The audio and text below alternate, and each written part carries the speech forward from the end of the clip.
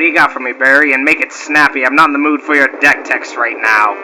It ain't just another deck, Captain. We've got another string of murders. Word just came in from the 9th. I'll be damned, it wasn't a deck tech. Regardless, this is our 5th murder case in one night. Can't say I'm too jazzed about this. How many bodies are we talking? 3, sir, and all within the hour, with the same calling card as the previous murders. Fast mana, enough removal and protection to make a grown man cry, and one hell of a commander.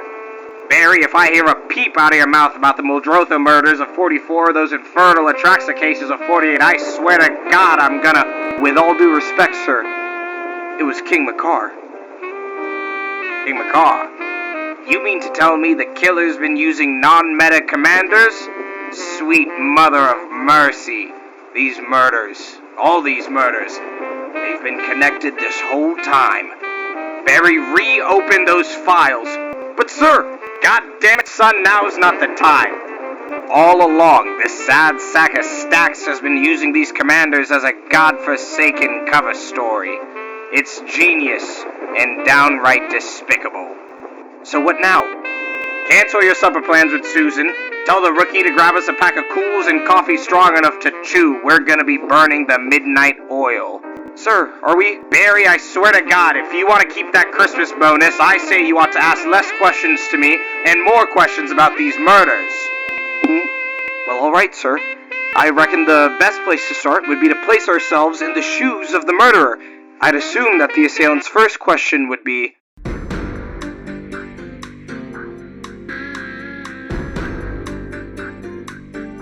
do my eyes deceive me? He just won't stop posting. That's right, ladies and gentlemen. I'm back at it again with another video for your viewing pleasure. If the exchange between Agent Barry and the Captain didn't tip you off, today we're going to be talking about your winning idea for a video. Yes, the topic picked by you lovely subscribers. That being, how to become the archenemy at your table and how to win while doing it. Stick around to the end to hear my favorite archenemy cards and decks. Before anything else though, I hit 1,000 subscribers. What the frick? I'm gonna animate my character twerking in celebration.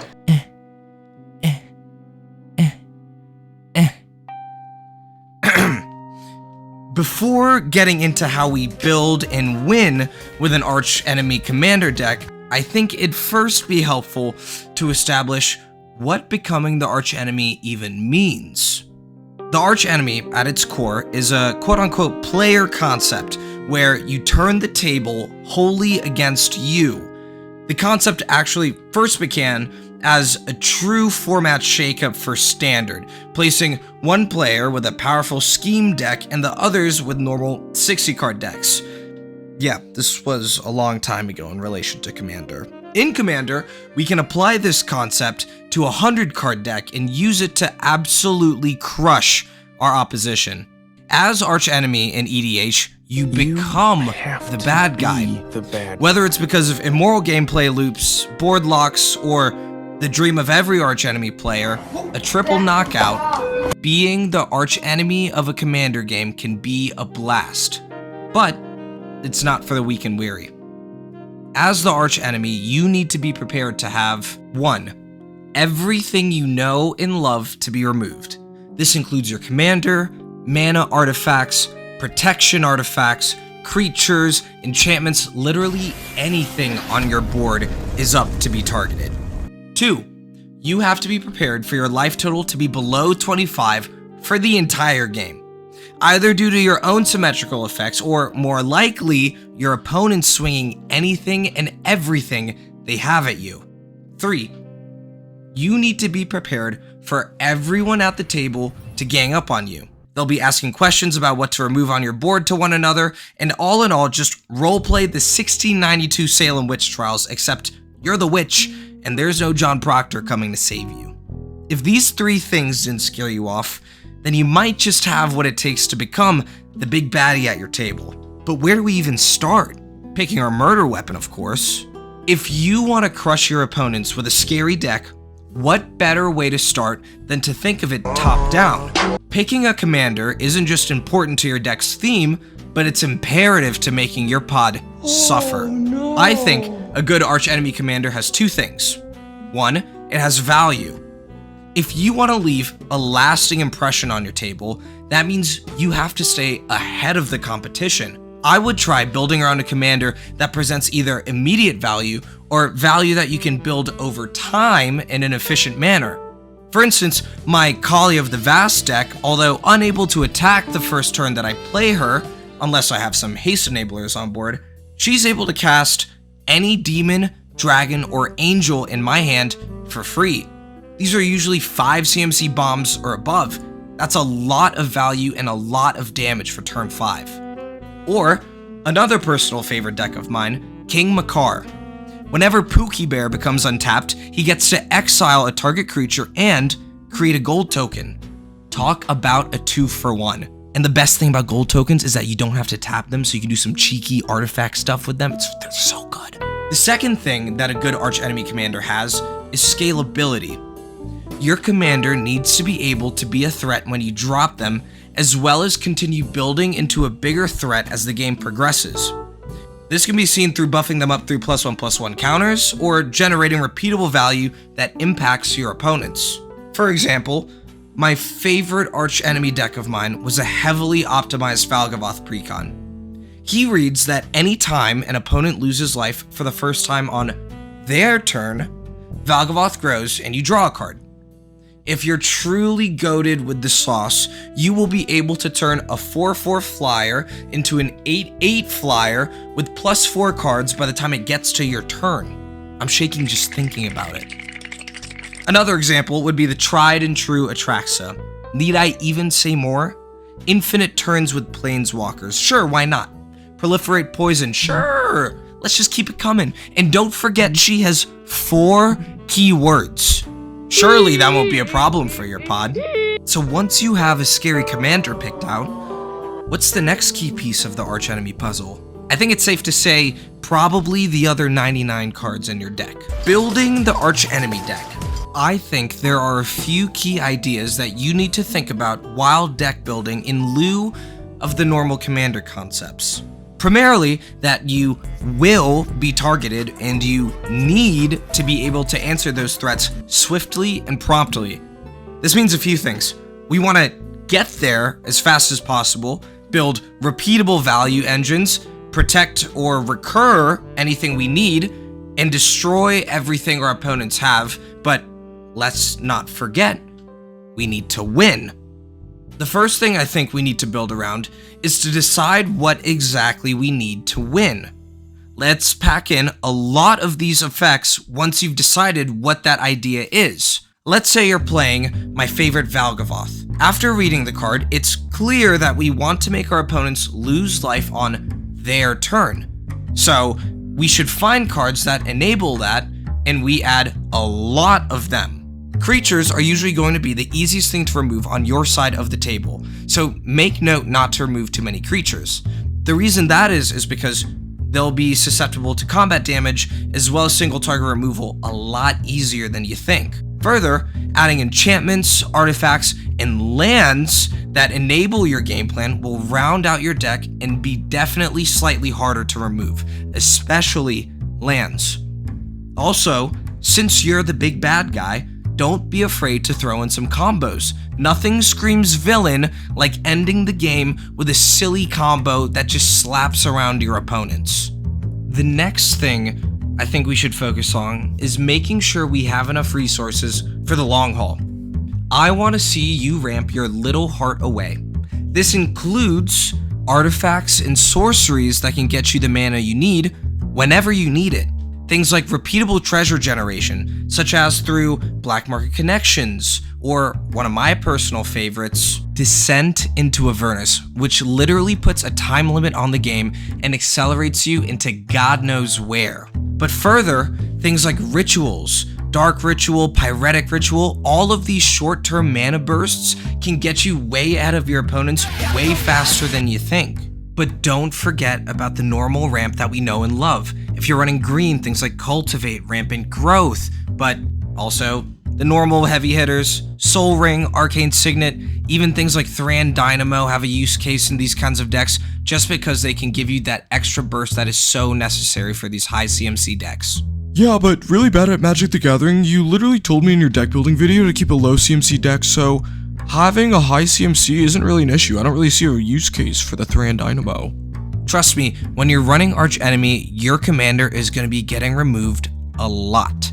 So you'll need all the mana in the world to have things up for interaction, protection, and artifact equip stuff. But since you're using these resources just to accelerate your mana high enough, another often overlooked aspect is to make sure that you have repeatable draw in the deck. Things like the earlier mentioned Black Market Connections, Phyrexian Arena, or even shorter term draws like Impulse Draw or Looting Effects. All of these kinds of card draw are super important to winning those interaction wars and holding onto your board, so make sure you have it. I think the third thing that you need to build your Archenemy deck is that you want it to be as sticky as possible. Pause. Recur, reanimate, and rejoice. There are many options to ensure that you can get back what you need after it's been destroyed or exiled, and you need to have as many of these options available, as you'll often find that everything on your board is not long for this world. You got instant speed return to battlefield in black, as well as the tried and true choices of reanimate, animate dead, necromancy, etc. You have Teferi's protection and concealing cleverly in white, and not to mention restricted yard recursion. Green can have you select cards and place them back into your hand. Red can do that. And blue can have you recast them temporarily. Having these become a part of your deck, or perhaps more strongly, a theme in your deck, enables you to never run out of threats in your deck and always put some sort of pressure on the table as a whole. Aside from just recursion though, one thing that I find is often overlooked in Archenemy decks is the ability to gain life. While it's definitely not the strongest archetype in Magic, it certainly matters when you're taking nearly all of the heat from the table. Throw in your Basilisk Collar and throw in an Erebos Whip. I'm sure you will not regret it. The last thing you need to make your Archenemy deck is that you want to make your opponents suffer in many more ways than just one. Aside from having single target removal, try to include more pieces of either board wipes, and ideally ones you can protect yourself from, or multi-target removal. When you're facing 3 opponents, you're going to be staring down the barrel of 3 times more scary stuff. So you gotta make sure to include good removal and repeatable removal to handicap your opponents. But perhaps an even scarier maneuver is to have effects in place for targeting or removing your board. Grave Pact and No Mercy are brutal in black. Michiko Konda is a sleeper pick for white. You have things like Screaming Nemesis in red to shut down any life gain, Silent Arbiter for colorless or Voltron, and Dissipation Field in blue. All of these kinds of effects will enable you to keep your board state and take less damage, as there is some associated cost with it for your opponents. But alongside that, I think we should figure out some way to profit off of your pain. Villas, Broker of Blood, directly converts your life lost into cards drawn. Spore Frog gives you a get out of jail free card for combat damage that is very easily recurred. Isperia and Mangara give you card draw for what your opponents do, and Neheb donates value to you whenever he sees blood drawn. I smell value. In sum, build the most efficient and removal deck you can, while still being able to complete your deck's objective as efficiently as possible. But after you've built your scary deck, do you just win every game? Not quite. Unfortunately, you have to learn how to pilot your deck effectively. But really bad at Magic the Gathering. How do we pilot our decks and become mass murderers? Does anyone have a name for like the high-pitched voice person and like the Kermit the Frog person? They seem to just keep appearing in my videos. Anyway, you need to manage threat perception. As the archenemy of the table, you are usually going to be the scariest person at the table once you have your deck and game plan online. If you play a bunch of Edict effects and ramp crazy in the first 3 turns just to do nothing, you have just made yourself a target with no benefit to your game plan. In order to be the archenemy correctly, you have to sandbag at a fine enough level to dodge removal, but push your game plan at the same time. Play your Edict effect after you have creatures that you want to sacrifice.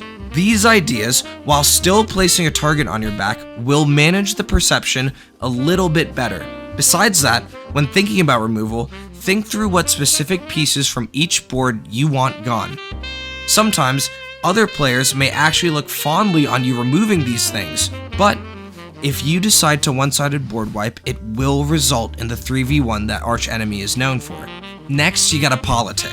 While this is definitely less effective as the big bad guy at the table, sometimes someone is silly enough to accept a deal. Hey, do you want to keep me alive for 1 turn? I promise not to attack you with any of my creatures. So, instead of attacking me, I could help everyone out by giving them treasures. It'll hurt us in the process, but it'll definitely help us ramp as well. Promise you guys won't remove anything on my board until then? If you let my commander hit you, we can both draw a card. Isn't that great? While it may seem helpful to throw these political ideas into your archenemy game, sometimes it can actually work against you, and players may get even more mad at you for trying to make a deal as the archenemy. Last but not least, hope for the best and prepare for the worst. You gotta get into the character and have a good time. Commander is a format for fun. While winning is certainly the goal, what's winning worth if you didn't have a good time getting there? Act like the bad guy, throw on a scary voice, and when someone targets your stuff, you make a weird face at them and hiss. But know that even if your deck is built as perfectly as possible for a 3v1, sometimes it just simply cannot keep up with 3 different value engines and 3 different commanders smacking you in the face. Sometimes you gotta accept that you may lose, and honestly, that you may lose at a higher rate than your other decks, at least in pods where you play the deck frequently. My Valgavoth deck, for instance, even though I loved it dearly, made my pod go into DEFCON 1 whenever he saw it, and targeted myself and my Pookie Valgavoth as quickly as possible. The same is true for all of my other scary boys: Ur-Dragon, King Makar, Animar, Aragorn, Kalia. I guess I've played a lot of scary commanders. These commanders definitely make players react and play in certain ways that target you down. So there you have it. I think that's what our killer's MO was throughout these. It all lines up now, Captain. The ways they were killed, the interaction they had, the commanders used. I can't believe it. It all makes sense now. The only problem is... right. Who the actual killer is. Well, to be honest, sir, I developed this theory from everything you told me. If I didn't know any better, I'd guess that you were the killer. Ha!